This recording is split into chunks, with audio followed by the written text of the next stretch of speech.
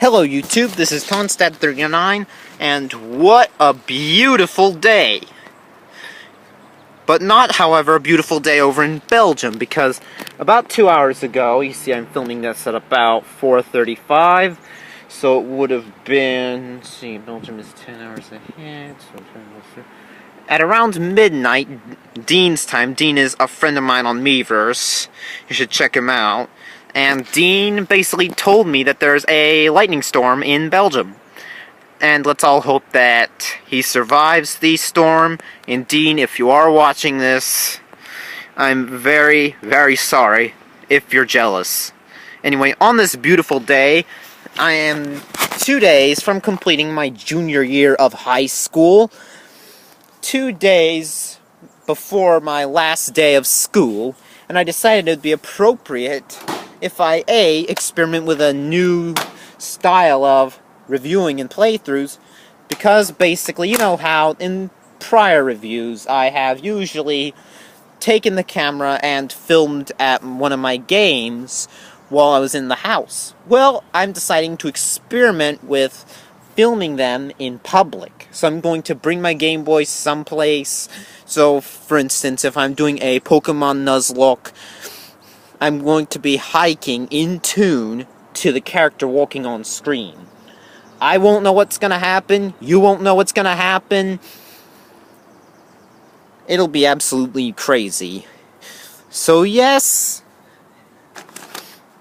I'm going to be reviewing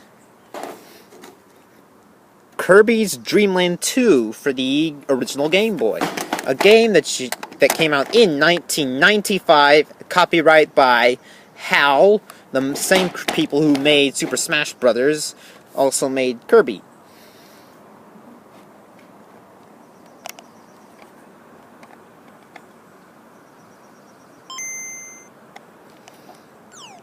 This is out now for a virtual console.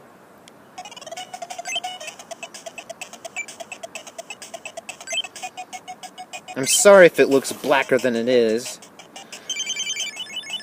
It's just the shadow of my iPad.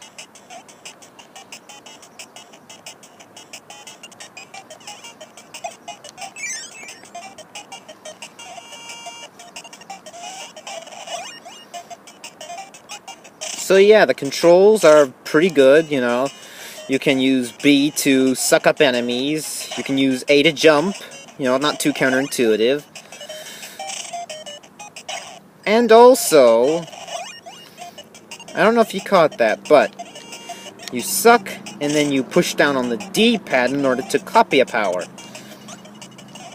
Or at least utilize Kirby's copy abilities.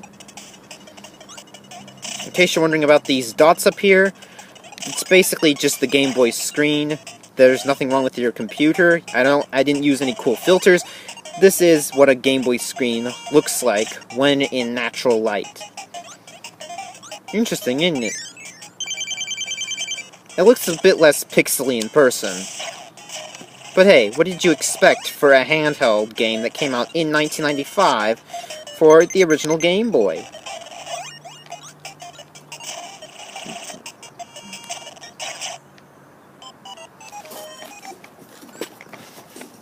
So anyway, this is a good game. I recommend it personally, you know, because it's not a steep learning curve, you know, it's pretty user-friendly. And if I get done playing this, I'll show you how much it costed me.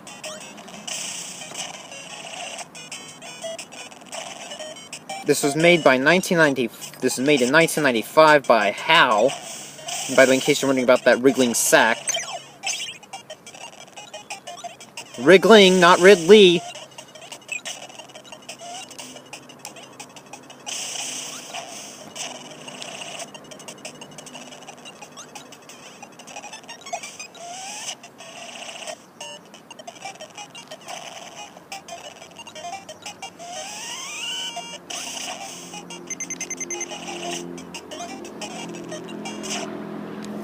And I am absolutely sucking.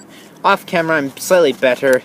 But as you know how it goes, talking and trying to play the game through a crappy camera pickup, it looks much better seeing the actual screen rather than having to look at a much older screen through my much newer iPad screen. And anyway, this is the cover art. As you can see here, Kirby has little animal friends that you've seen in that sack. That's what that was. And each one has different abilities. The bird, can fly up. The hamster is basically an alternate version of Kirby. In case you're wondering, the copy ability still does work with these characters. And the fish allows you to swim fast underwater. And I've got this at my local independent game store for $17.95.